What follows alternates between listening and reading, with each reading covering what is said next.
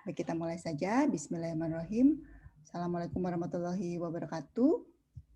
Waalaikumsalam warahmatullahi wabarakatuh. Ya, kita bertemu di pertemuan pertama kuliah metode penelitian. Ada beberapa hal yang ingin disampaikan bahwa kuliah Medlit ini 2 SKS dengan pengajarnya seluruhnya dosen, jadi tidak ada praktikum, tidak ada asisten yang membantu, sehingga nanti nilai akhirnya nilai dari kelas oleh dosennya langsung. Lalu ada tugas ya, tugasnya ada tugas-tugas kecil terutama yang kalau kuliahnya asinkron. Tapi ada tugas yang utama yaitu pada akhir kuliah Medlit kita akan membuat draft proposal ya, yang nanti kalau sudah bagus bisa dilanjutkan di kuliah kualifikasi penelitian dan nanti berlanjut di kuliah tugas akhir. Nah, namun memang karena di Medlit ini tujuan utamanya membantu anak-anak mencari ide-ide supaya menetapkan pilihan topik tugas akhir. Namun saat kualifikasi ada berubah pikiran, nah itu masih boleh, sebetulnya masih boleh ya. Jadi ibaratnya di sini latihan mencarikan topik-topik, mencari yang sebetulnya membuat draft proposal itu seperti apa. Namun ketika dikualifikasi masih ingin berubah, itu sangat boleh ya, jangan khawatir gitu, karena di Medlit ini justru kesempatan kita belajar ya, berdiskusi, mengeluarkan ide dan mematangkannya. Kalau ternyata masih belum matang, kemudian berubah lagi pikiran, nggak masalah juga sebetulnya ya. Dan di Medlit tetap ada UTS UAS, meskipun memang biasanya kami bersepakat ya, para dosen bersepakat bahwa nilai terbesarnya itu dari si proposal itu gitu ya. Jadi anak-anak harus mengumpulkan proposal dan semakin memenuhi kriteria proposal yang baik, nanti kita belajar ya bagaimana proposal yang baik itu, ya itulah nilainya gitu ya. Sebetulnya ya saya kasih bocoran aja ya, asal mengumpulkan itu sih insya Allah lulus gitu. Nah, namun apakah lulus dengan baik atau sangat baik itu tergantung dari isi dari proposalnya. Nilai UTS UAS tetap ada, itu komponen yang juga mempengaruhi nilai akhir, tetapi kalau ikut UTS UAS tetap tidak mengumpulkan proposal, itu tetap nilainya tidak bisa dikeluarkan. Nah, ini akan kami sepakati dengan dosen-dosen yang lain agar supaya komponen penilaiannya kita sama ya. Kita ada 4 dosen paralel, semuanya sama dengan kesepakatan terutama di penilaian ya, dan penetapan tugas juga sama. Nah, kalau ini saya ulang lagi supaya melekat ya, bahwa kalau kuliah 2 SKS, pertemuannya 2 SKS seperti sekarang, namun ada tugas yang terstruktur, kalau praktikum itu dibantu praktikum ya, jadi ada asisten yang membantu menyelesaikan tugas terstruktur ini. Lalu ada belajar mandiri yang berupa ada PR-PR, kemudian membaca ulang slide atau melihat video atau browsing segala macam, itu juga minimal 2 SKS. Nah, ini adalah model ajar 2 SKS yang seharusnya seorang mahasiswa tuh memahami bahwa ya dia harusnya sibuk gitu ya, dan memang kalau memang serba terbatas, terutama di kondisi pandemi yang serba sulit ini, ya mudah-mudahan tetap ya mengupayakan, karena tugas utama mahasiswa ya sekarang ya ini gitu ya. Kalaupun harus bekerja dan lain sebagainya, ya mudah-mudahan bisa melakukan pengaturan waktu dengan maksimal.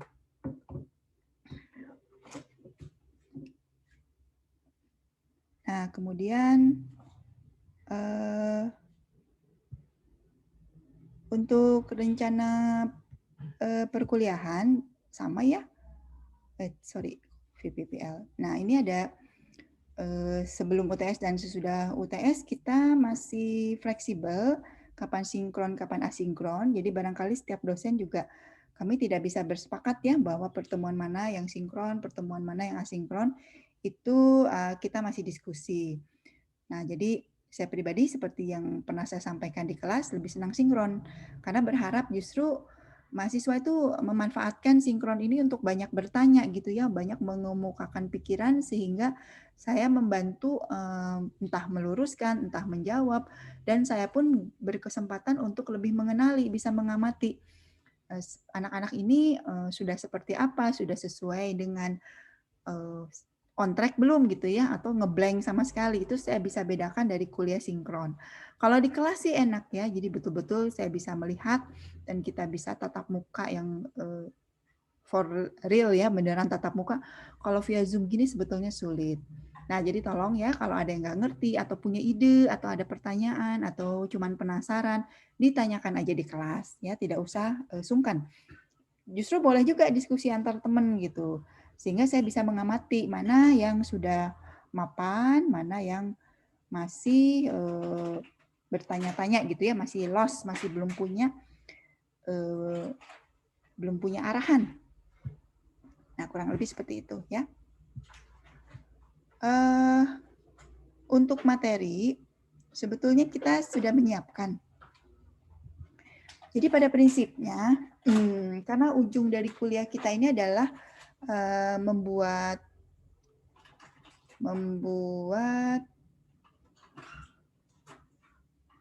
proposal sehingga memang ujung-ujung isi perkuliahan kita memang bagaimana cara menyusun proposal itu ya.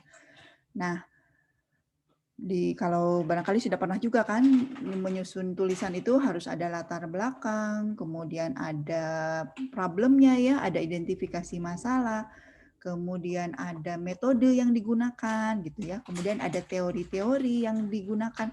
Nah, bagaimana caranya menyusun latar belakang yang baik, bagaimana caranya mendapatkan problem atau ide ya, dan bagaimana sih mencari literatur, bagaimana mencari literatur yang baik dan valid. Nah, itu materinya seputar itu. Jadi kalau referensi bisa digunakan dari mana saja ya, ada beberapa buku yang kita sepakati kita siapkan. Namun untuk metode penelitian ini sebetulnya umum banget ya di semua perkuliahan itu ada ya. Jadi materinya itu dipersilahkan membaca dari berbagai sumber. Ya, karena untuk memperkaya tujuan akhir kita yaitu menyusun draft proposal. Nah, sebelum kita masuk ke tata cara menyusun latar belakang dan lain sebagainya, kita samakan dulu persepsi ya mengenai research ya, karena metode penelitian itu kan bahasa Inggrisnya research ya. Nah, research itu definisinya seperti ini. Jadi yang namanya research itu re dan to search ya. Jadi mencari kembali. Nah, jadi sebetulnya asal-muasalnya dari bahasa Prancis katanya ya, namun diadopsi di bahasa Inggris menjadi research dan kita Indonesiakan menjadi penelitian. Nah, secara definisi research ini adalah the process of exploring the unknown, ya, studying and learning new things, building new knowledge about things that no one has understood before. Ya, jadi di sini ada beberapa kata kunci ya yang saya beri highlight. Jadi research itu harus explore the unknown ya. Jadi sesuatu yang belum kita ketahui kita explore. Kemudian tidak harus explore, ada juga studi dan learning ya, hal yang baru, new thing gitu ya. Jadi kalau hal yang baru berarti sudah ada sesuatu yang baru, lalu kita pelajari dengan seksama gitu ya. Jadi boleh saja misalnya ada tren-tren teknologi, tren-tren informatika, kita sudah pernah mendengar lalu kita mempelajarinya ya. Itu juga research. Kemudian ini yang menarik ya, building the new knowledge. Nah, ini barangkali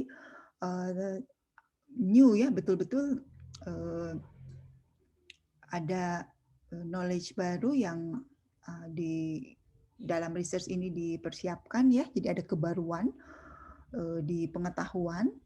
Nah, research juga bisa menyusun kebaruan pengetahuan ini gitu. Jadi apa ya?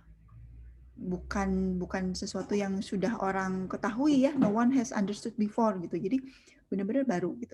Nah, itu juga research ya, tetapi barangkali ya kita sesuaikan untuk level akademisi seperti kita di S1 ya tentu saja kita tidak mungkin lah diminta betul-betul sesuatu hal yang baru gitu ya. Nah, itu researcher yang levelnya ya barangkali sudah sering mendengar ya ada hadiah Nobel. Nah, itu orang-orang yang seperti itu ya. Nah, kalau untuk S1 kita bisa explore, bisa studi juga ya. Dan karena kita di informatika tentu saja kita bisa konstruksi gitu ya, membangun produk-produk yang keinformatikawan. Itu pun melalui proses research. Nah, mudah-mudahan terbayang ya. Jadi beda sekali dengan kerja praktek. Kalau kerja praktek itu betul-betul mempraktekkan apa yang sudah kita pelajari di kampus di luar gitu ya. Seharusnya dia praktekkan di sebuah tempat kerja. Mempraktekkan apa ya, pengetahuan di kampus. Ya praktek aja langsung, tidak melalui proses research terlebih dahulu. Nah, nanti kita sambil diskusi ya, bisa membedakan level mana yang layak jadi research, tugas akhir, mana yang sebetulnya ini adalah KP, gitu ya. Saya pribadi ya punya prinsip bahwa kerja praktek itu kan mempraktekkan apa yang diketahui di kampus, lalu kemudian setelah dipraktekkan dilanjutkan menjadi tugas akhir. Caranya gimana? Yang sudah dikerjakan itu kita explore ulang, kita research gitu ya, kita cari kembali apa ya kira-kira yang bisa kita explore, bisa kita tonjolkan, bisa kita hal mungkin baru ya, orang lain belum tahu. Nah, itulah research-nya di situ. Nah, saya langsung ngambil contoh aja ya barangkali ya. Untuk KP, kita tuh sangat diperbolehkan untuk membuat misalnya web. Web apa? Web profil SMK 1 Majalengka, misalnya seperti itu. Itu KP. Kita membuat saja, kita sudah pernah belajar membuat web, lalu kita buatkan web untuk sebuah SMK. Itu KP. Kalau mau dijadikan TA bagaimana? Nah, kita lihat explore di dunia web engineering, ada hal apa ya yang sekarang menjadi tren? Oh, mungkin framework. Framework apa ya kira-kira yang lagi tren, yang lagi orang-orang dianggap hal yang sangat baik gitu ya, sangat bagus atau masa depan. Oh, ini ada nih framework berbasis masih mungkin PHP ya, tetapi banyak kebaruan dan fitur-fitur yang sangat disukai oleh banyak pihak. Ya oke, kita explore. Nah, ini sudah layak menjadi TA karena ada explore-nya ya, ada studinya, ada learning-nya. Jadi boleh seperti itu. Jadi antara KP dan TA tuh satu kesatuan aja. Ketika KP misalnya membuat game buat untuk sosialisasi di SMK misalnya ya, sosialisasi SMK itu ingin dijadikan TA bagaimana ya, kita lihat di dunia game apa kira-kira, baik dari tools-nya, dari metodenya, dari bagaimana dia bisa digunakan ya, dari aspek kegunaannya, benefitnya. Jadi itulah eksplorasi, itulah research. Nah, itu boleh jadi TA. Itulah sebuah penelitian gitu ya. Yang kalau untuk kita ya penelitian tugas akhir, kalau untuk dosen ya penelitian dosen ya, berbeda lagi. Nah, jadi di research syaratnya harus ada mencari kembali gitu ya. Mencari kembalinya tuh bisa mengeksplor, bisa menstudi ya, bisa melearning, bahkan bisa membuilding gitu ya, building new knowledge. Tapi kalau building itu tidak, new knowledge itu ya bukan level S1 lah, itu level S2, S3. Nah, mudah-mudahan sekarang kita sudah sama persepsinya nih mengenai research sehingga sudah mulai curi start ya 2018, sudah KP, sudah siap-siap KP, sudah siap-siap nanti TA ya. Kira-kira mau seperti apa? Dan saya sangat menyarankan menyambungkan antara KP dan TA. Kenapa? Karena supaya cepat gitu ya. Supaya fokus. Mengerjakannya memang benda yang sama. Tetapi sangat boleh juga saya KP-nya mau tentang bikin game, tapi TA-nya mau bikin web. Oh, boleh-boleh aja. Atau TA-nya saya mau tentang AI, tapi KP-nya mau belajar jaringan. Itu juga boleh. Itu sangat memperkaya keilmuan.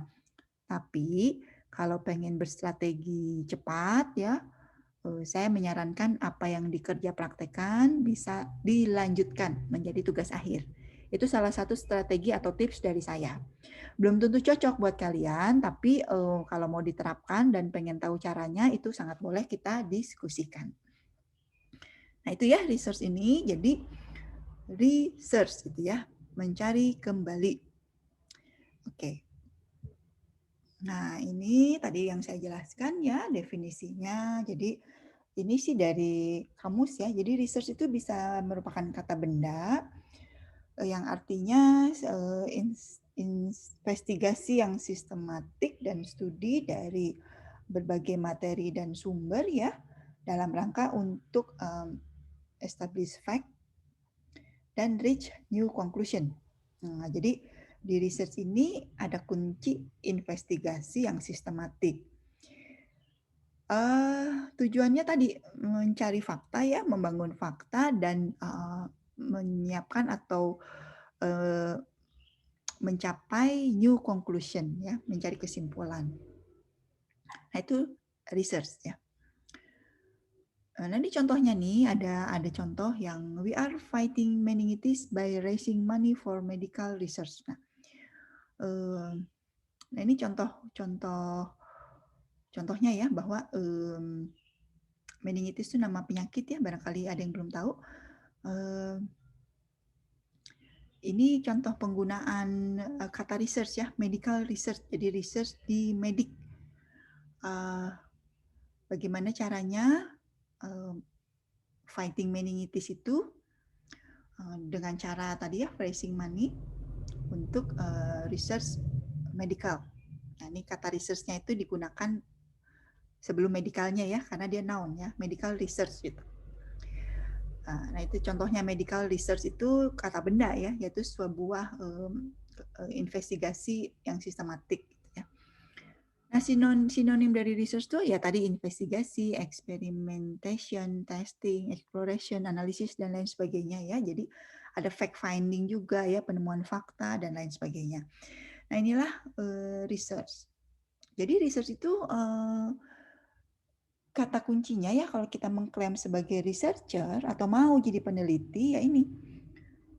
Fact finding, investigation harus ada semangat untuk ya mau mencari, menelusuri gitu ya. Namanya juga search. Jadi tidak disuapi gitu ya, tidak cuman dikasih tahu orang, diajarin, beda ya. Research itu justru jiwanya dia harus mau menginvestigasi, mencari gitu. Nah, mungkin disinilah sulitnya ya. Karena kalau kuliah, makanya kuliah juga harusnya sih kita banyak mandirinya. Jadi karena belajar mencari gitu ya, mencari itu susah kalau tidak tahu caranya, akibatnya nyasar. Seperti kita googling ya, googling kalau kata kuncinya salah malah kemana-mana kan, dan kita kadang-kadang tidak menemukan apa yang kita cari itu. Nah kalau researcher, dia memang semangatnya mencari, dia googling, nemu sesuatu, dia googling lagi berdasarkan sesuatu itu, dan dia googling lagi berdasarkan sesuatu itu, terus saja seperti itu. Ya, jadi semangatnya ke sana. Ya kalau anak-anak sekarang ya apa-apa kan di googling ya. Nah itu menurut saya sudah modal ya searching ya, modal researcher. Sudah sangat baik lah. Berbeda dengan mungkin waktu ya harusnya anak SMA, SMP juga udah seperti itu sih ya, jiwanya tuh searching gitu. Bukan nunggu disuapin, nunggu diajarin. Kalau nggak ada yang ngajarin dia pasif. Kalau dia nggak ngerti ya diam aja, nunggu orang ngajarin. Nah itu nggak jiwa researcher gitu. Dan harusnya mahasiswa tuh nggak gitu. Nah mudah-mudahan kalian sih semua nggak gitu ya, nggak nunggu diajarin. Research juga sebagai kata kerja ya tadi ya investigate systematically. Jadi kata kuncinya tolong diingat investigasi. Tapi harus sistematis karena kalau tidak sistematis ya bukan investigasi namanya ya. Jadi nggak karuan aja kali ya, kayak googling juga kalau kita googling tidak sistematis ya akhirnya memang kita habiskan waktu berjam-jam nggak jelas, tidak menemukan apa-apa ya. Nah, jadi ini kata penggunaan kata kerja kalau di research ya, she has spent the last 5 years researching her people history. Nah, ini kata kerja ya. Jadi kalau sebagai kata benda contohnya medical research gitu. Nah, sebagai kata kerja di sini researching ya. Nah, kata sinonimnya juga sama ya, investigate, conduct investigation, study, dan lain sebagainya. Nah, mudah-mudahan sudah sama kita persepsinya bahwa researcher itu ya harus dari kalian.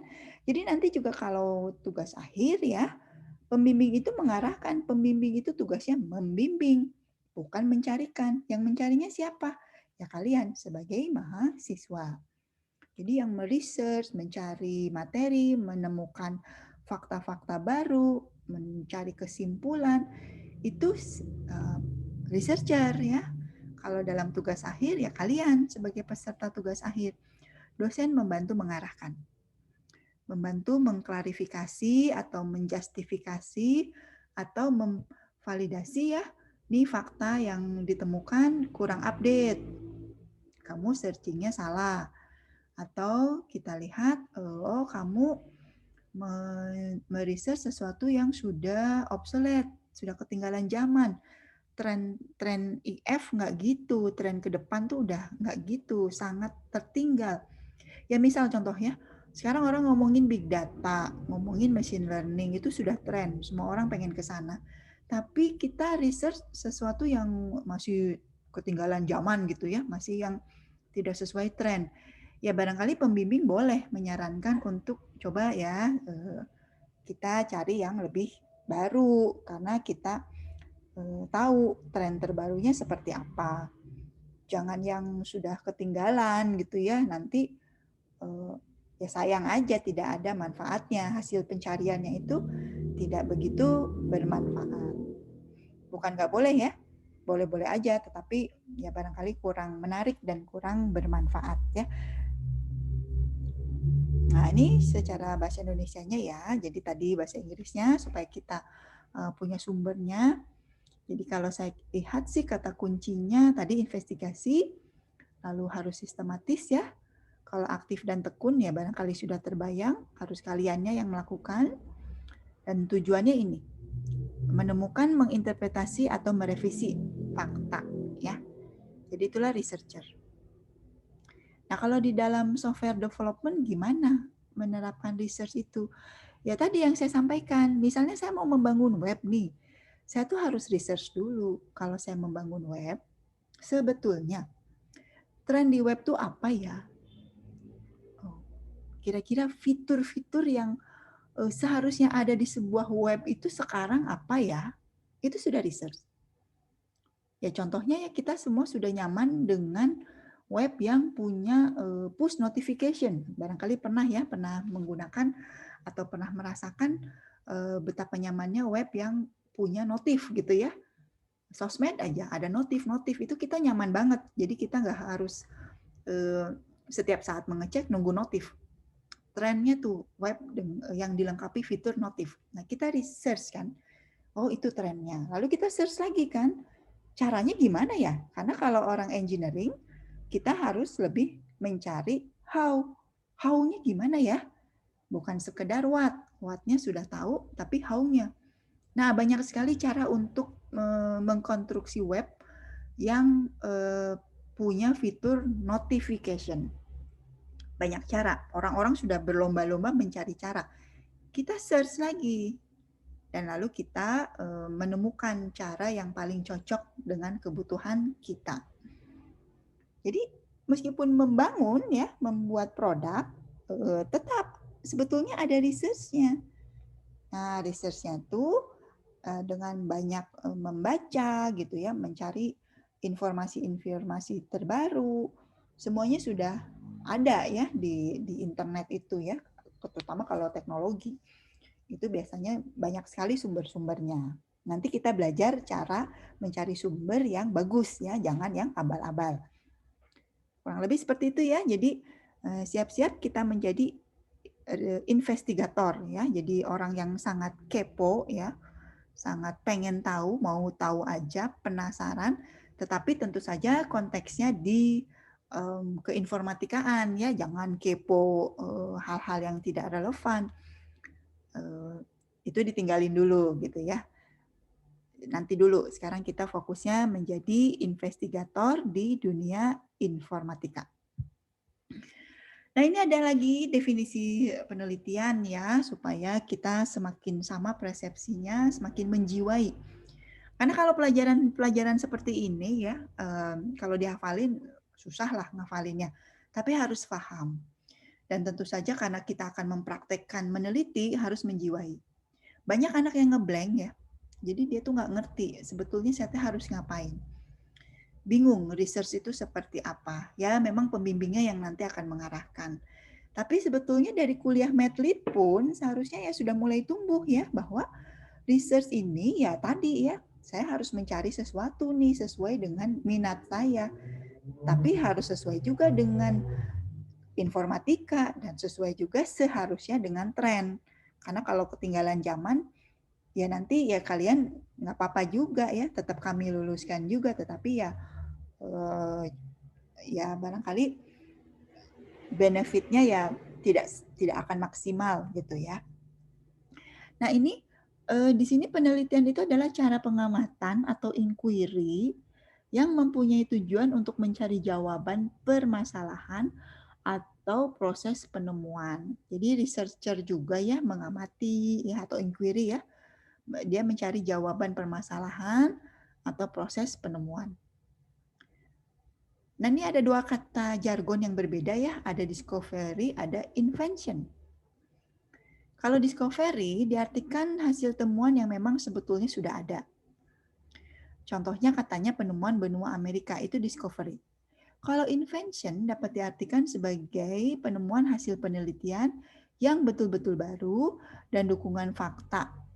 Ya, misalnya hasil cloning dari hewan yang sudah mati dinyatakan punah kemudian diteliti untuk menemukan jenis yang baru. Ini menurut Pak Soekardi. Menurut saya penting juga ya menggunakan istilah yang tepat antara discovery dan invention. Kalau saya senang banget tuh nonton Discovery Channel ya, barangkali anak-anak juga ada yang suka nonton tuh Discovery Channel. Ya dia penemuan-penemuan cerita, tapi sebetulnya temuannya itu sebetulnya sudah ada. Namun dia explore lagi gitu ya. Jadi lihat kehidupan hewan gitu ya, lihat kehidupan di berbagai benua, itu discovery. Kalau invention tuh betul-betul baru ya. Mungkin contoh nyata invention itu vaksin ya, vaksin COVID nih. Virus COVID ini kan sebetulnya varian dari virus-virus yang sudah ada ya. Namun vaksinnya itu tidak bisa menggunakan vaksin yang sudah ada gitu. Kan ada yang bilang COVID ini sama aja seperti SARS ya, flu kategorinya ya. Ada yang bertanya-tanya, bisa nggak kita pakai vaksin flu aja untuk menangani COVID? Nggak bisa gitu ya, karena beda virusnya. Para peneliti tuh menginvent gitu ya, mencari jawaban persoalan virus ini. Jadi mereka pelajari virusnya itu perilakunya seperti apa, dan mencari vaksin yang sesuai untuk virus tersebut. Nah itu invention. Ada yang baru gitu ya, kebaruan-kebaruan. Nah, namun kalau misalnya kita masih ambigu ya, masih bingung apa itu perbedaannya, ya research saja lah. Jadi kita gunakan kata research ya, tapi sebetulnya beda antara discovery dengan invention ya. Itu membedakan menemukan hal yang betul-betul baru dengan yang sudah ada, tapi kita discover, kita cari lagi, kita buka gitu ya. Discover itu kan ibaratnya membuka lagi pengetahuan itu, semakin orang menjadi tahu. Oke ya, jadi ini menurut Pak Soekardi, beliau membedakan antara discovery dengan invention.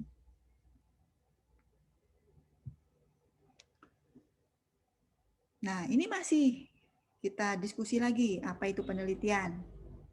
Jadi tadi ya investigasi. Nah, kalau di sini sih lebih menonjolkan usaha ya untuk menemukan, mengembangkan, menguji kebenaran suatu pengetahuan dengan menggunakan metode-metode ilmiah. Secara narasi ini sebetulnya sama aja dengan yang sebelum-sebelumnya ya. Pokoknya upaya ya. Kalau kalau yang sebelumnya upaya itu sifatnya investigasi. Jadi kalau investigasi kan kebayang ya, dia mencarinya tuh nggak sekedarnya gitu ya. Kalau pernah melihat film-film investigator gitu ya, atau kita mendengar berita bagaimana polisi melakukan investigasi, kan nggak bisa cuman nanya dijawab selesai, nggak gitu kan. Investigasi itu nanya ditanya lagi, terus ditanya, dijawab A ditanya lagi, itu investigasi. Nah, research itu investigasi ya. Jadi tidak sekedar pengen tahu udah, enggak, pengen tahu terus lebih pengen tahu lagi terus pengen tahu lagi. Nah, di sini sih usaha, tapi usaha yang seperti tadi ya, seperti investigasi, karena usaha untuk menemukan, mengembangkan, dan menguji kebenaran suatu pengetahuan. Nah, ini susah banget ya, research yang seperti ini. Jadi sudah ada pengetahuan, kita ingin menguji kembali kebenaran pengetahuan tersebut. Contohnya ya, ya tapi ini contoh aja ya, jangan ditiru ya. Contoh orang bilang bumi itu bulat. Kamu percaya bumi itu bulat? Tapi banyak orang berdiskusi ya bahwa bumi itu datar. Nah, saya sih nggak termasuk yang bumi datar. Saya bukan golongan bumi datar. Karena saya percaya dengan orang yang kebetulan punya teman yang kerja di LAPAN. LAPAN itu yang lembaga antariksa, dan dia betul-betul ya pernah keluar bumi, satelit itu betul-betul memfoto bumi, dan bumi itu bulat gitu, dan itu fakta pengetahuan. Jadi saya termasuk tidak golongan bumi datar. Barangkali kalian ada ya yang seneng konspirasi bumi datar dan lain sebagainya. Kalau saya enggak, saya lebih ke pengetahuan, dan memang dari satelit itu terlihat dari angkasa ya, bumi itu bulat, dan saya percaya ya. Kebetulan karena punya teman di LAPAN. Nah, tapi orang kan gitu ya, pengen menguji kebenaran, benar nggak sih bumi itu bulat gitu. Ya, menurut saya sih silakan aja berdiskusi, tetapi kadang-kadang ya kalau tidak disertai metode ilmiah, yaitu menjadi research yang sia-sia ya, bahkan ya hoax juga ujung-ujungnya. Nah, kita jangan terjebak ke sana ya. Jadi silakan ya, kalau kita lihat dunia internet itu kan segala ada ya, segala dibahas gitu ya. Tapi kita tetap memegang kaidah ilmiah. Itu yang paling penting. Itu yang harus saya tekankan ke kalian. Bagaimana metode ilmiah itu, ya kita orang akademisi. Kita belajarnya secara ilmiah. Sehingga melakukan research pun harus secara ilmiah. Ya ini agak sulit ya, karena di anak-anak sekarang ya kita menghadapi keterbukaan informasi dengan segala ada tuh di internet ya. Saya juga senang ya browsing-browsing, menemukan hal-hal menarik, tetapi ya kalau menurut saya tidak ilmiah, ya kalau saya tidak ngerti, saya cari orang yang ngerti untuk cross check, dan saya menyimpulkan gitu ya. Banyak juga kan akhirnya perdebatan, contoh vaksin aja. Banyak itu perdebatannya, dan karena saya merasa bukan ahli, tentu saja saya harus mencari referensi ke ahlinya, bukan ke pendapat subjektif, bukan ke pendapat yang tidak didukung data ilmiah, bukan juga ke pendapat yang sifatnya saya nyebutnya snapshot ya. Snapshot itu artinya kebetulan saat itu aja gitu. Nah, itu ramai sekali ya. Jadi mudah-mudahan kita sama persepsinya. Kalau kalian tidak setuju, boleh aja ya berpendapat kepada saya bahwa kita ini harus ilmiah. Kita ini belajar di kampus ya, di akademik, ujung-ujungnya menjadi seorang cendekiawan, seorang engineer, dan dasar kita adalah metode yang ilmiah. Nah, kalau di luar sana banyak sekali orang berdiskusi yang sama, materi diskusinya tentangnya sama, tetapi tidak berdasarkan ilmiah, entahlah ya berdasarkan sumber-sumber apa. Boleh-boleh aja, tetapi ya misalnya ya mohon maaf gitu, kalau tentang bumi datar tuh banyak pendapat, tidak hanya di agama Islam ya, di agama lain juga ada gitu. Mereka mengambil referensinya, kata kuncinya dari Alkitab gitu ya. Ya entah, barangkali pegangannya menurut saya sulit juga karena Alkitab itu kan bahasa awalnya bukan terjemahannya kan, kalau terjemahan sudah distorsi, udah persepsinya udah berbeda. Nah, macam-macam lah. Nah, itu saya sih senang ya kalau kamu ingin diskusikan kepenasaran, itu bagus banget ya, karena itulah research. Nah, tapi kita harus fokus juga karena kita orang informatika, tentu saja yang kita investigasi, kita diskusikan, kita cari kebenarannya, tentu saja yang harus terkait dengan keinformatikaan. Jangan terlalu jauh lah ya, sayang, karena kita belajar itu dunia informatika dan orang-orang sangat membutuhkan keinformatikaan ini ya di hari-hari gini. Nah ini ya, jadi banyak sekali definisi penelitian, kalian boleh ya merangkum dan menetapkan dengan bahasa sendiri apa itu research, sehingga memang punya kesamaan persepsi dengan kita semua ya, dengan sesama mahasiswa dan dosen dan kampus ya. Apa yang dimaksud dengan research dan sebetulnya kita harus ngapain sebagai researcher. Nah, ini secara definisi yang lebih sistematis ya, lebih konstruktif, bahwa di research ini ya, kalau kegiatan penelitian, kan tadi ya dia upaya untuk mengembangkan pengetahuan, mengembangkan dan menguji teori ya, menguji kebenaran.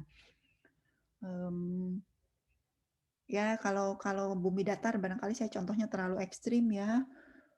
Ya contoh di dunia ya memang informatika itu membantu bidang-bidang lain untuk menemukan kebenaran itu.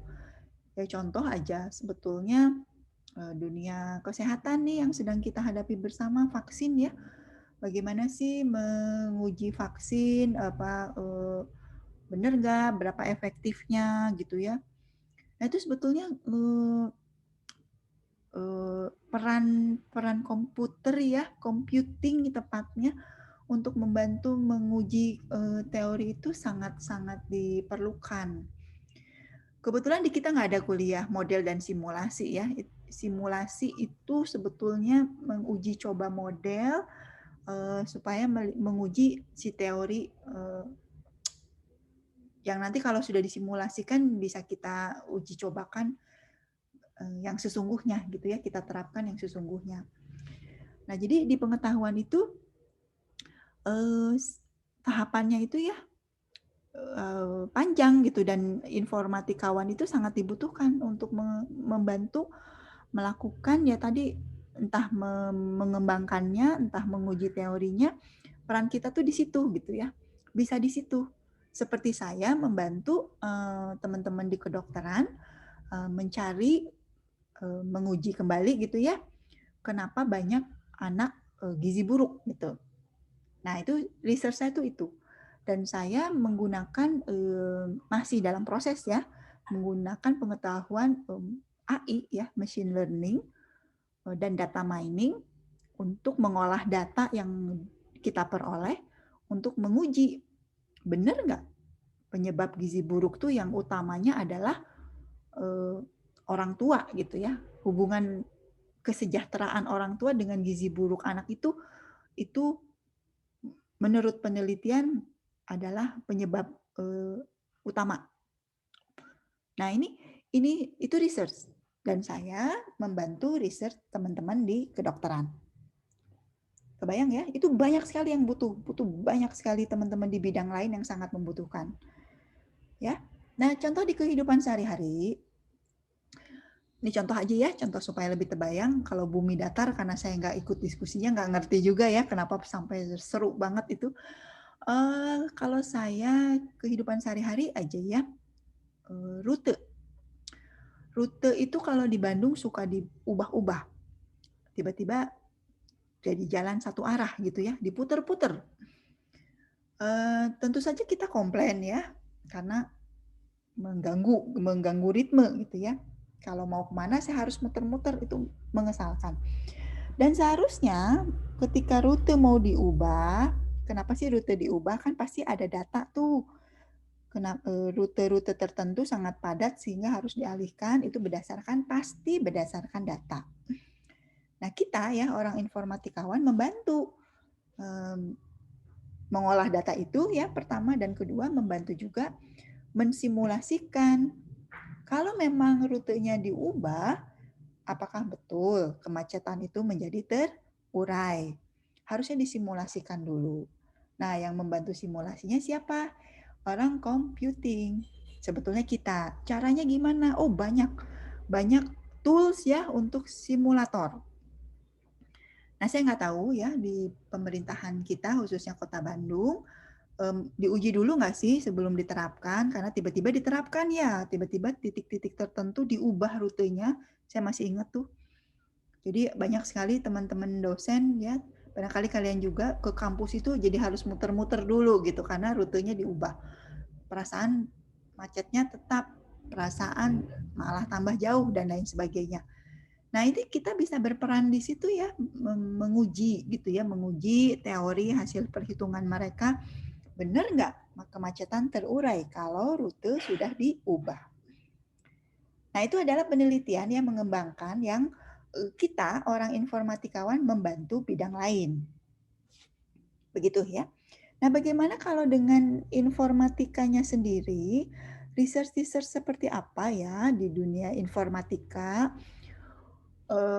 Ya tadi misalnya sebetulnya ya banyak sekali research informatika yang mencari algoritma yang efisien untuk berbagai persoalan.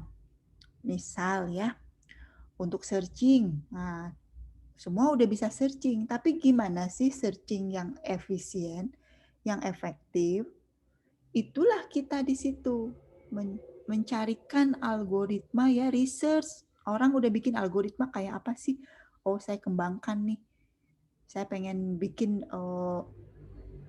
algoritma baru.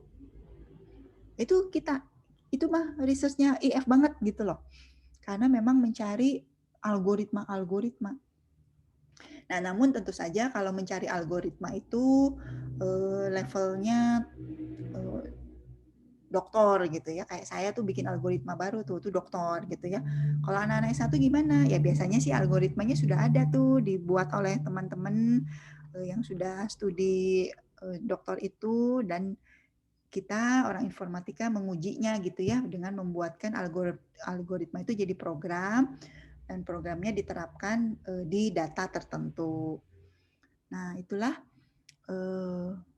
kita riset di kita gitu ya. Jadi bisa menggunakan tools yang sudah dibuat oleh orang-orang, di mana di dalam tools itu sudah ada algoritmanya. Nah, sehingga algoritmanya itulah yang sebetulnya bidang kita ya, bidang informatika.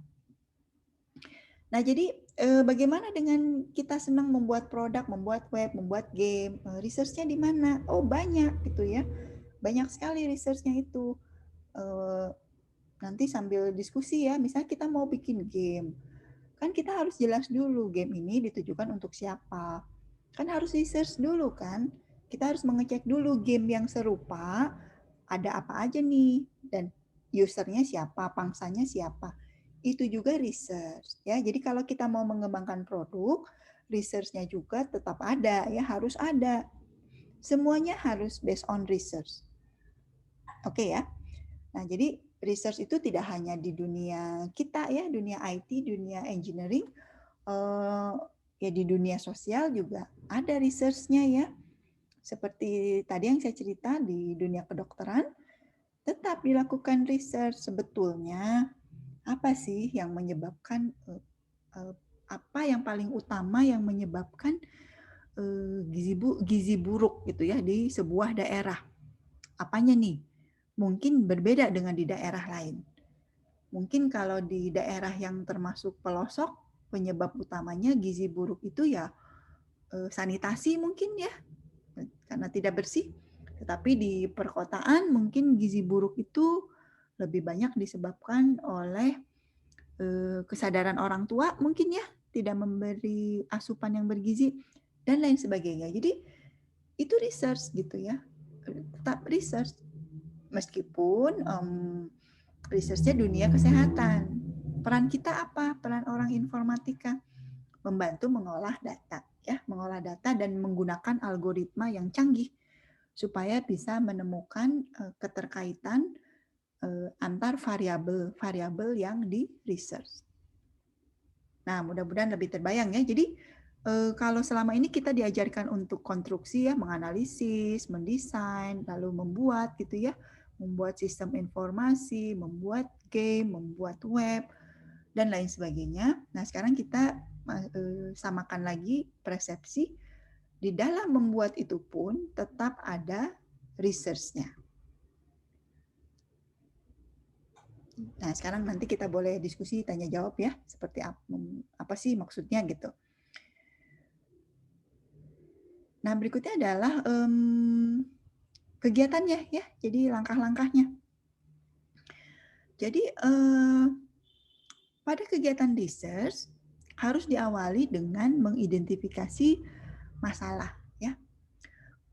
Kalau masalah mah banyak banget sebetulnya ya, di masalah di kehidupan itu luar biasa ya. Jadi kalau bingung mencari masalah sebetulnya terbuka lebar gitu ya. Hanya persoalannya apakah masalah yang kita research itu bisa kita carikan jawabannya. Karena memang tujuannya kita melakukan research tidak hanya mencari masalahnya saja, tetapi mencari solusinya. Kalau cuma nyari masalah mah atuh ngapain ya? Tapi kita nih justru harus juga sampai bisa mencarikan solusi. Minimal usulan gitu ya. Minimal arahan solusi. Jadi anak-anak ya, ada dua kata yang harus kita selalu padankan ya. Ada problem, ada solusi. Ada masalah, ada solusi. Nah, tugas kita adalah mengidentifikasi masalah dalam rangka mencarikan solusinya. Banyak orang ya kalau ngebahas masalah tuh pinter banget. Tapi kalau ditanya solusinya gimana, ada saran, nggak tahu, itu bukan tugas saya. Jadi lebih senang menggugulung masalah.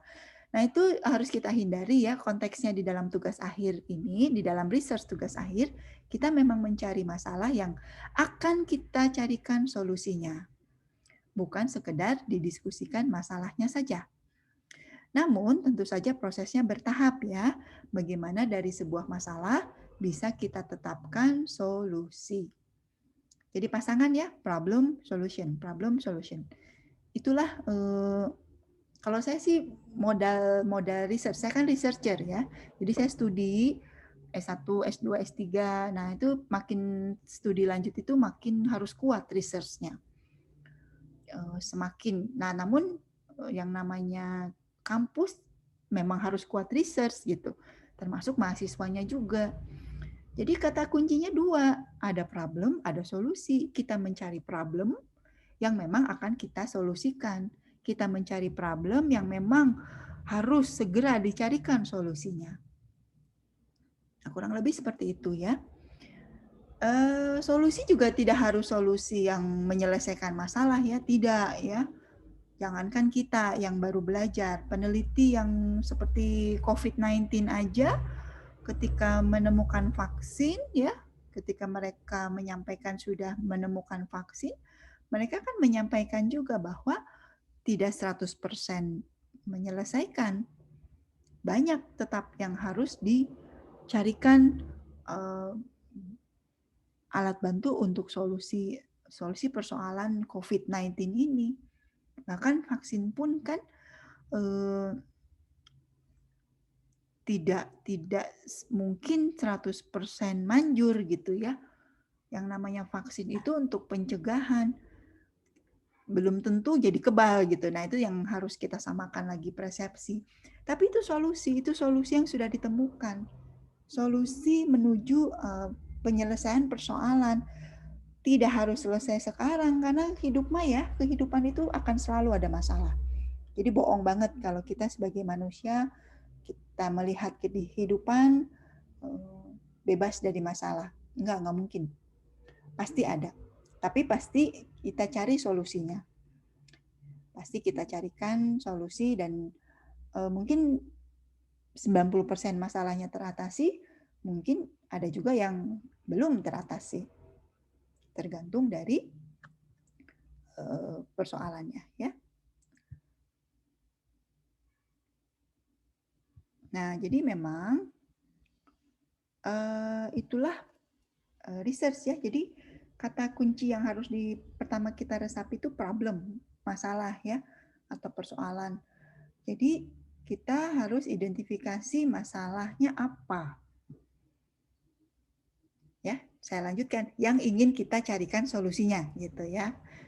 Kalau kita cuma nyari masalah terus tidak tahu solusinya apa ya, ngapain gitu ya. Kan orang memang itu mah mengada-ngada ya, kalau tanpa solusi itu ya.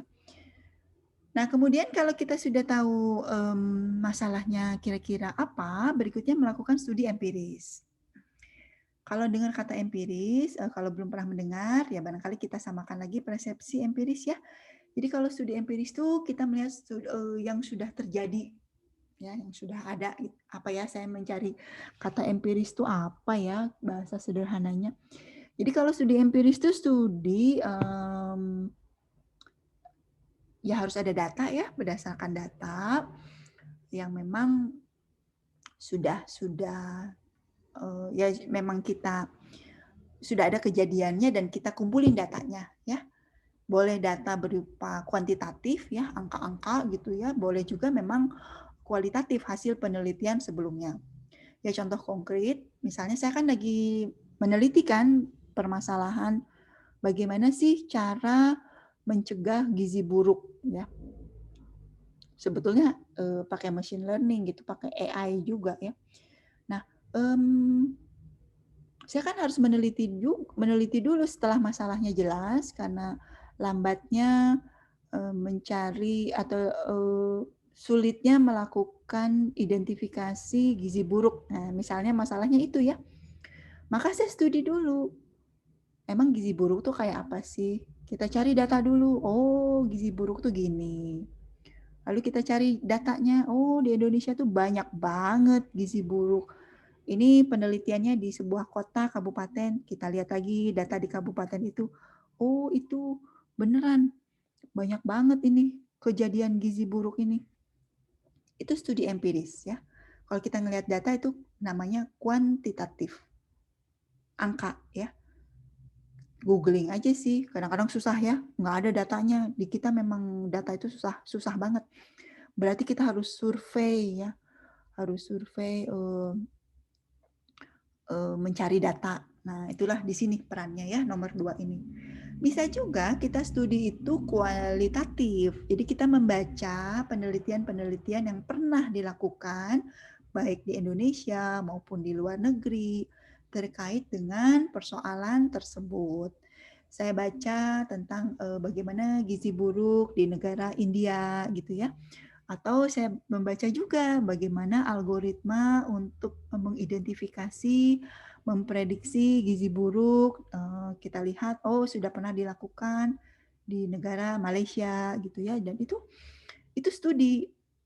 Nah, jadi kita nanti ya atau anak-anak akan belajar bagaimana melakukan studi empiris ini, baik dari literatur ya yang sudah dibaca, yang bisa dibaca ataupun mencari data sendiri.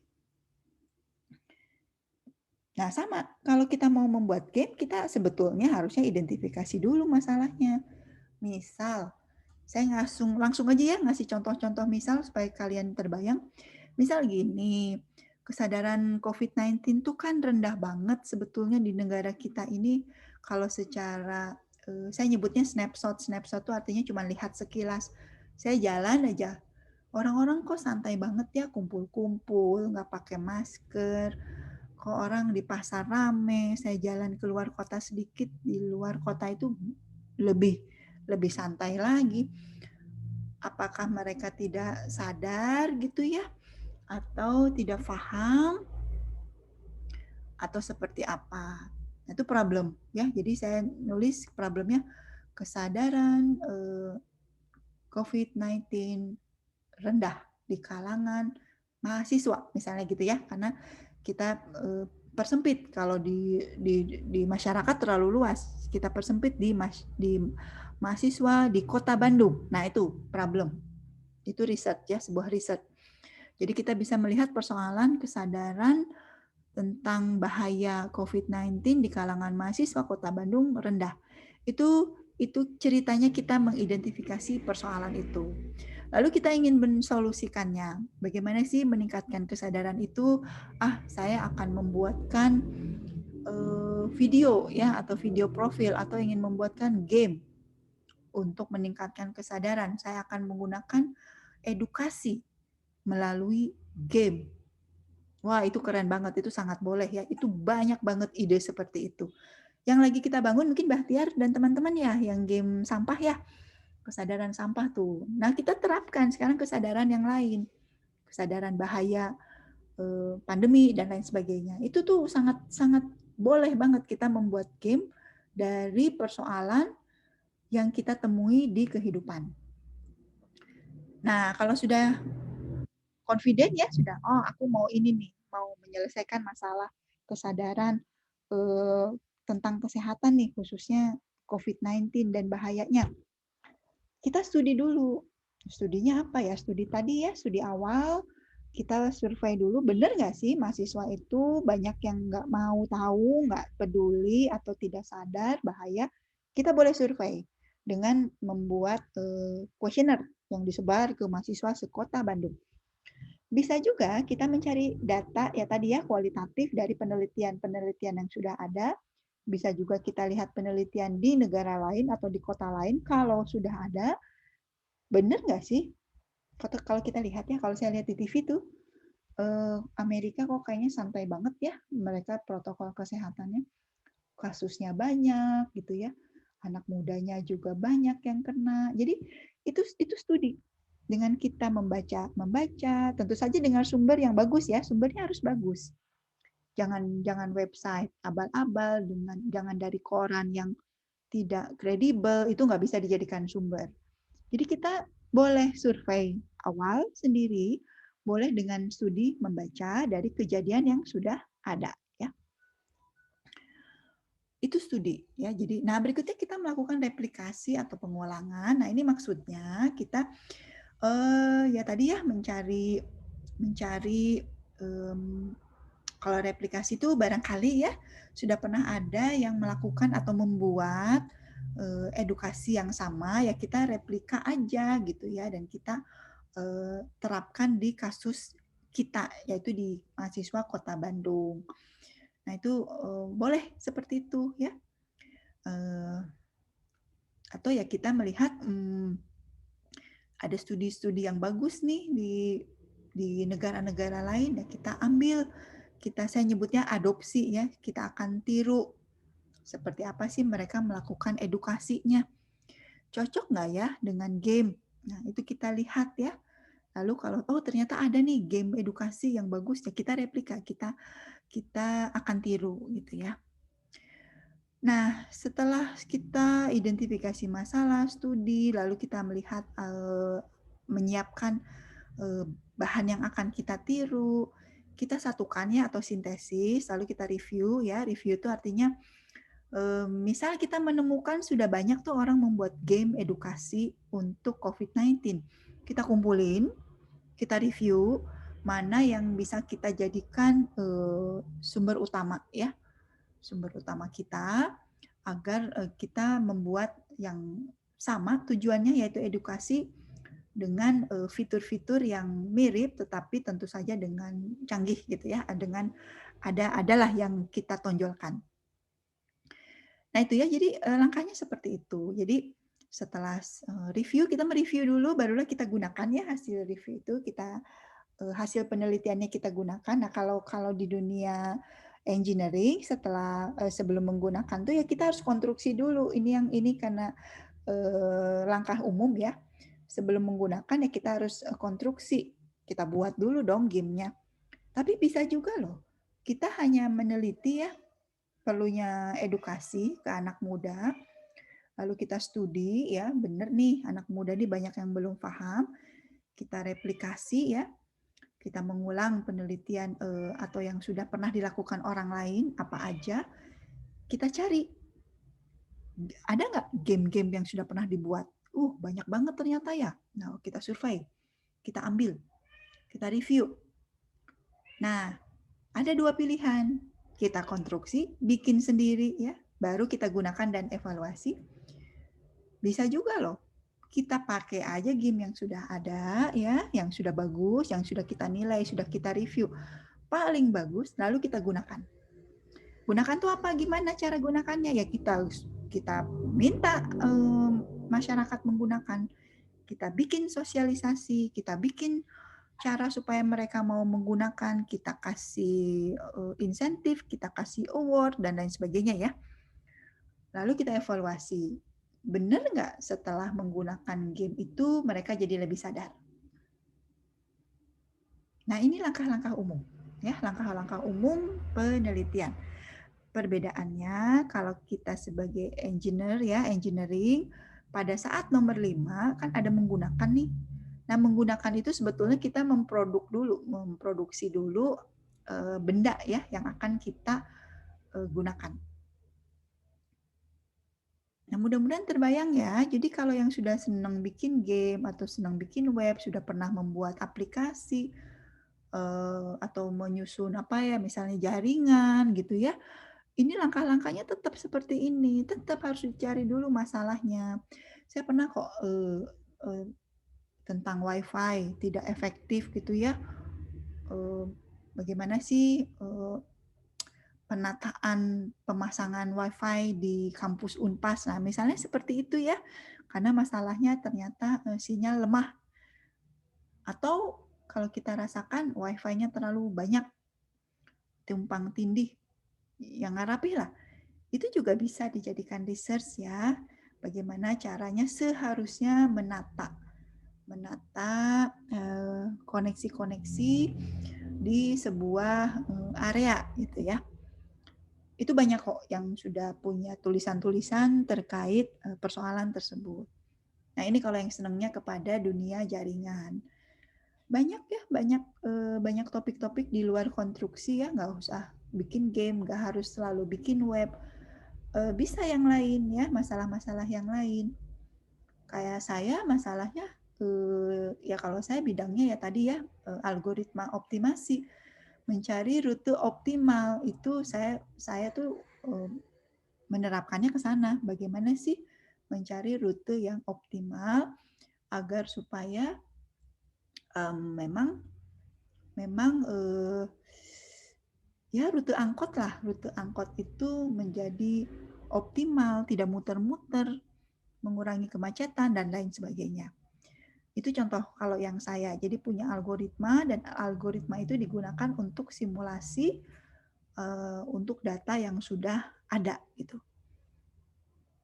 Nah, kira-kira begitu ya. Jadi 5 langkah ini tolong dipelajari dengan baik dan ini betul-betul apa ya bisa diterapkan di berbagai research apapun juga. Selalu diawali dengan harus ada masalahnya dan research itu harusnya digunakan ya, harusnya sampai digunakan ya. Kalaupun kita membuat program ya program tersebut harusnya digunakan dulu ya untuk menunjukkan benar nggak program kita berguna gitu, bermanfaat. Lalu dievaluasi. Oke ya, jadi mudah-mudahan terbayang sebetulnya bagaimana sih seorang researcher itu ya dan bedanya apa dengan saat kita mengkonstruksi. Ya menurut saya konstruksi pun harusnya ada research-nya ya, research awalnya. Nah, kalau ini ada beberapa pihak ya yang silakan aja nih dibaca baik-baik ya bahwa definisi-definisi research itu seperti ini. Ada yang menyebutkan studi, kata kuncinya tuh hati-hati dan mendalam terhadap fakta ya yang dapat dipercaya guna membuat pemecahan masalah tersebut. Jadi kalau kita lihat ya, kalau dari pendapat Hillway ini, research itu harus hati-hati. Ya, jadi kita nggak bisa mengklaim research. Jadi research itu nggak bisa sembarangan lah. Terutama research yang kalau kita bayangkan di dunia kesehatan ya, research mereka terkait ya contoh yang ya kita hadapilah vaksin ya. Bagaimana sih vaksin itu harus hati-hati banget dan harus dapat dipercaya gitu. Karena kalau tidak nanti orang nggak mau menggunakan hasil research-nya ya. Kurang lebih seperti ini ya. Jadi ada kata kunci lagi yang menguatkan bahwa research itu harus hati-hati dan terpercaya. Jadi selain tadi investigasi ya, investigasi itu kan dia bersungguh-sungguh dan sistematis ya. Ada lagi nih, harus terpercaya. Ada yang menyatakan ya Pak Winarno Surahmat, research itu kegiatan ilmiah, mengumpulkan pengetahuan baru dari sumber-sumber primer dengan tekanan tujuan pada penemuan prinsip-prinsip umum, serta mengadakan ramalan generalisasi di luar sampel yang diselidiki. Nah ini definisi lain. Kalau saya sih sudah bisa melihat semua definisi ini sama ya, sama aja. Nah tapi kalau di Pak Winarno ini menekankan bahwa kegiatan research ini ilmiah, sehingga sumber-sumbernya tuh primer. Jadi sumber primer tuh sebetulnya sumber asal ya, sumber pada awalnya, bukan sekunder. Kalau sekunder itu berarti sudah pernah diolah gitu, sudah pernah kelola kembali oleh pihak kedua gitu ya. Ya kalau sumber primer tuh gini ya, kalau di contoh dunia kesehatan, kalau misalnya kita meneliti virus COVID-19, ketika kita, barangkali ada yang pernah mendengar ya, bahwa kita bisa mendeteksi seseorang tuh terkena virus COVID itu tidak harus menggunakan rapid test dengan tes darah ya, mencari antibody atau kita swab. Swab itu bukan dari kita cari juga ya, tapi tidak dari darah. Kita mencari kumannya ya, kumannya di swab, hasil swabnya. Tapi ada juga yang meneliti dari nafas gitu ya, dari nafas. Nah ini penelitian ini kok bisa nyari dari darah, dari swab, dari nafas. Itu penelitian awalnya tuh mengambil sumbernya primer, yaitu dari orang yang benar-benar kena COVID. Dia ambil, lihat antibodinya kayak apa, dia ambil ya nafasnya itu kayak apa gitu ya, dan dia para peneliti itu ambil juga sampel swabnya yang lagi sakit COVID itu, bukan dari yang lain gitu ya, itu namanya sumber primer. Ya kalau sudah diolah jadi data gitu ya, jadi kita nemukan komposisi kayak apa sih yang sedang kena COVID itu nafasnya kayak apa, darahnya kayak apa, swabnya kayak apa ya, si lendirnya kayak apa. Nah itu udah diolah gitu. Nah kita tinggal menggunakan. Kita orang-orang yang menggunakannya sudah ada datanya, kita gunakanlah sumber tadi ya. Itu namanya sumber sudah ya sudah diolah ya. Jadi bukan primer lagi gitu. Nah jadi kalau sumber primer itu betul-betul dari asalnya ya. Kalau COVID-19 ya susah lah. Berarti kita kan nggak mungkin lah kita survei tentang COVID-19 dengan sumber primer. Berarti kita harus benar-benar ketemu orang yang kena COVID-nya gitu ya. Terus mengambil sampel darahnya. Yang nggak gitu ya. Tapi kita bisa loh meneliti ya. Saya langsung membayangkan kita meneliti orang yang terkena COVID dan gejalanya ya. Karena katanya gejalanya itu macam-macam. Nah itu kita bisa meneliti dengan mengadakan survei, tanya jawab dengan orang-orang yang sudah kena tapi sudah sembuh gitu ya. Kan dia bisa cerita hilang bau apa enggak gitu ya. Kemudian ada mual apa enggak. Nah itu bisa kita cari ya datanya. Lalu kita menyimpulkan gejala mana yang paling dominan atau keterkaitan gejala dengan tingkat positif COVID gitu ya. Mana sih yang paling banyak ditemui.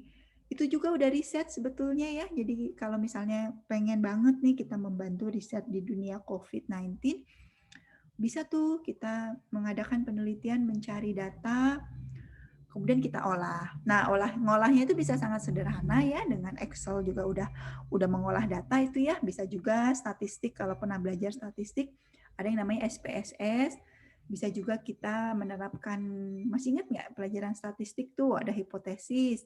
Hipotesis kita misalnya orang yang kena COVID itu kebanyakan kehilangan penciuman.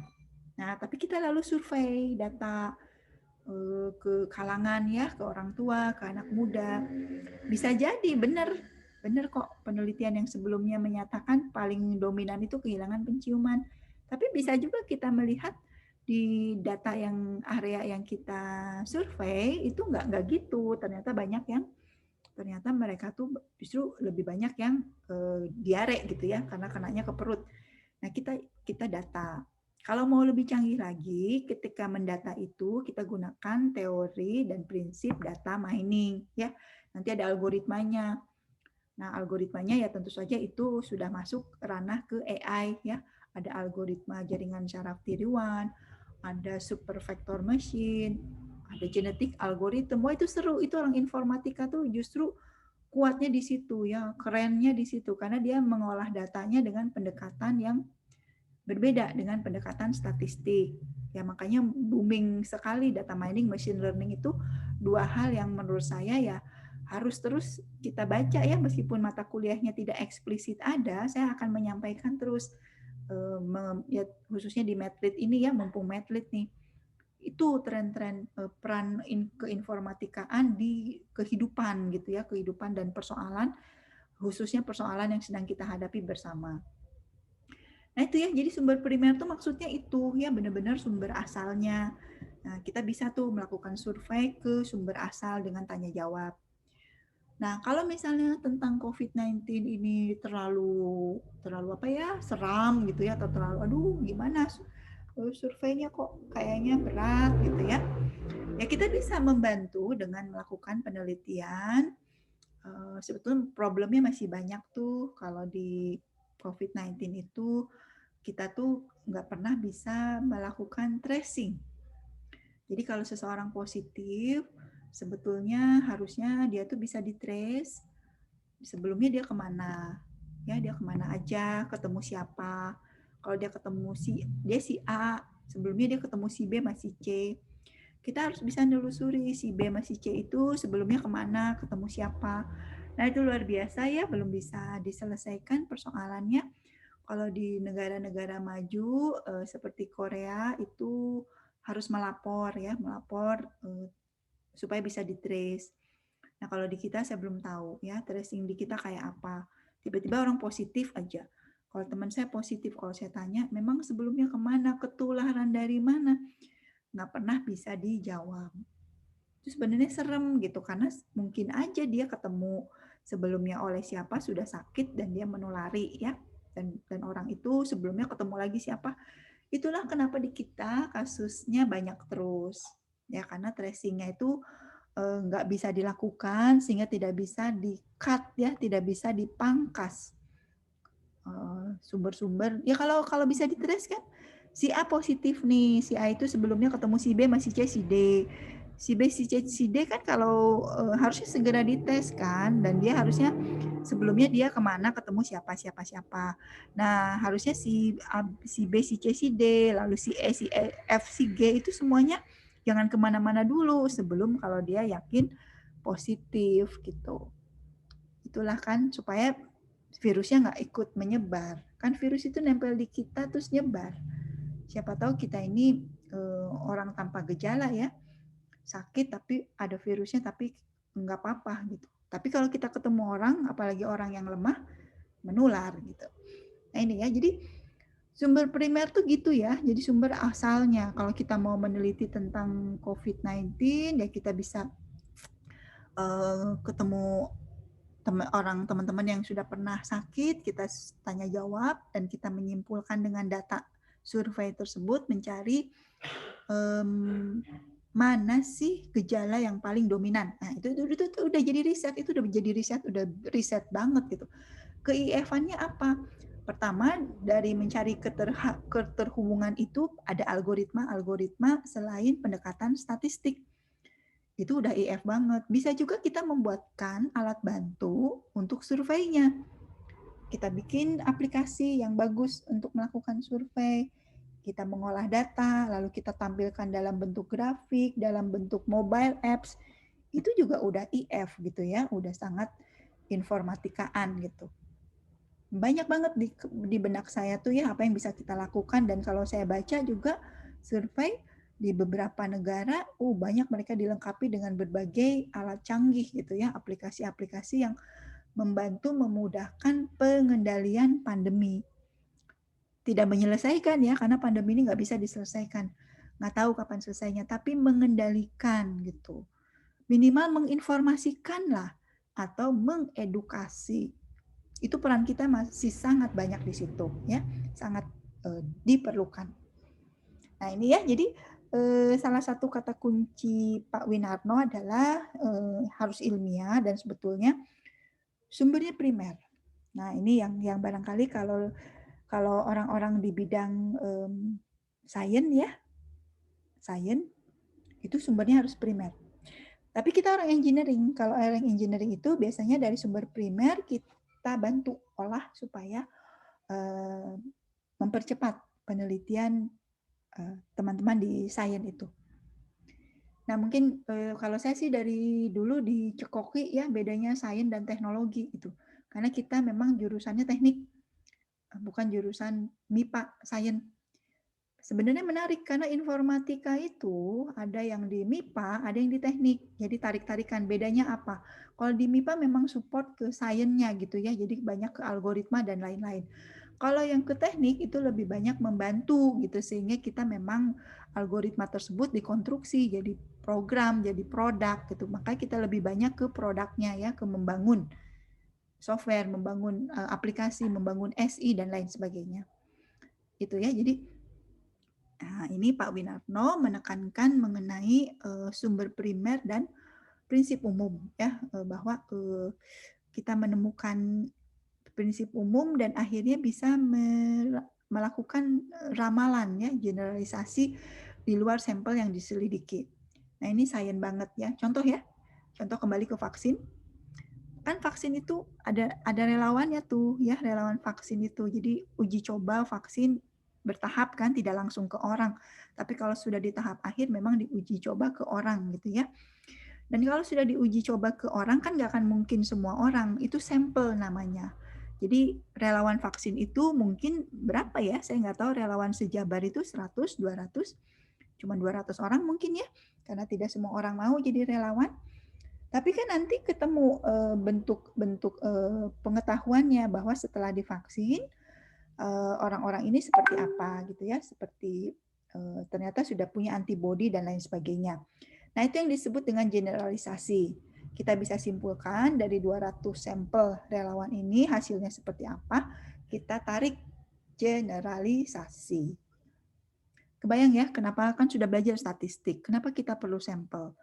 Karena kita nggak mungkin nguji ke semua orang. Harus sampel dulu. Dari sampel itu nanti kita ambil pola umumnya ya, atau prinsip umumnya. Bagaimana kalau penelitian kita tentang game edukasi tadi? Oh sama. Kita juga harus uji. Kita bikin game, kita uji, beberapa orang suruh mainkan dan dimintai pendapatnya, atau kita lihat ada nggak peningkatan pengetahuannya ya, atau kesadarannya. Nah, kalau misalnya terbukti, game saya dipakai oleh 100 orang nih, dan terbukti mereka udah jadi lebih teredukasi. Nah, berarti kita bisa generalisasi. Dengan game ini, meningkat kok edukasinya, saya sudah uji terhadap sampel. Terbayang ya, jadi sebetulnya penelitian di dunia informatika juga bisa menggunakan prinsip sampel dan generalisasi ini.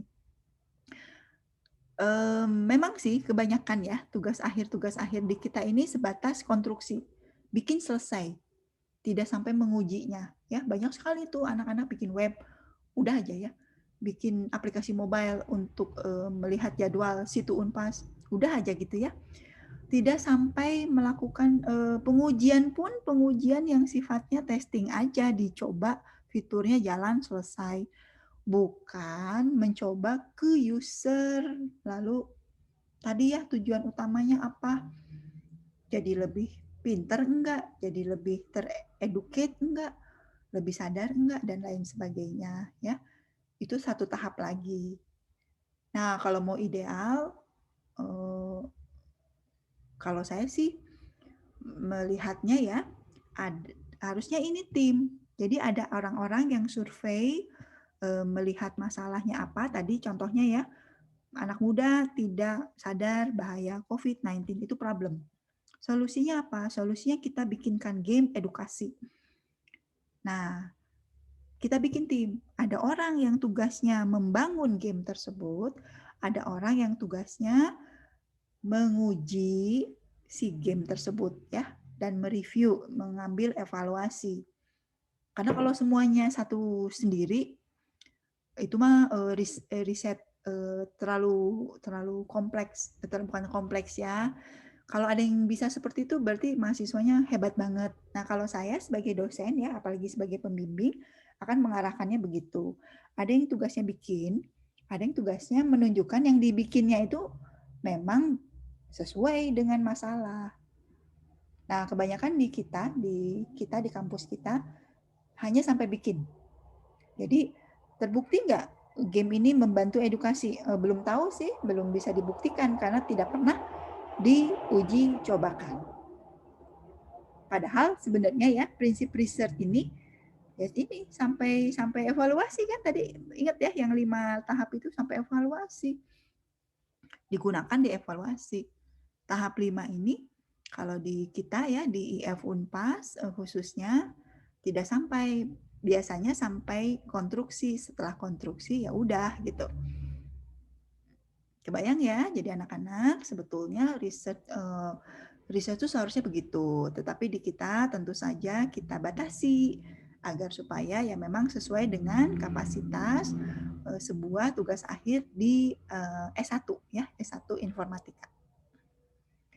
Nah, oke ya. Jadi kalau Pak Sutrisno Hadi ini definisi terakhir ya, bahwa tadi ya menemukan, mengembangkan, menguji kebenaran suatu pengetahuan ya. Jadi kata kuncinya Pak Sutrisno Hadi itu metode ilmiah. Jadi yang namanya research itu harus menggunakan metode, dan metodenya itu ilmiah ya.